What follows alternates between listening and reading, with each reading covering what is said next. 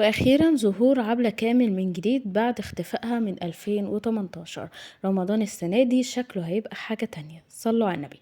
طبعا الدنيا كلها بتتكلم على رجوع عبلة كامل من تاني، لأن كان آخر مرة ظهرت فيه كان في سنة 2018، وده كان آخر حاجة عملته هو مسلسل سلسال دم، الجزء الأول والتاني والجزء التالت. هتظهر أخيرا بس مش في مسلسل أو في فيلم أو في أي حاجة، هي مجرد هتظهر في إعلان موبايلات، والشركة قدرت بالعافية كمان ان هي تقنعها ان هي ترجع تعمل لهم اعلان، وبس اعلان بسيط كده، وان هي هيظهر معاها منة شلبي وليلي كريم وامير عيد ومحمد ممدوح واسماء جلال. بجد الخبر ده حلو جدا ومن اكتر الحاجات اللي الكل مستنيها، وهو ظهور عبلة كامل، لانها لما بتمثل مش بتجرد ان هي بتطلع شخصية او بتجسد اي شخصية وخلاص، لا ده بتجسد شخصية بتعلم معانا كلنا.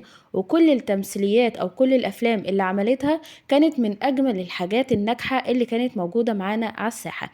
قولولي بقى في الكومنتات، كان نفسكم تعمل مسلسلات ولا كفاية علينا ظهور الاعلان؟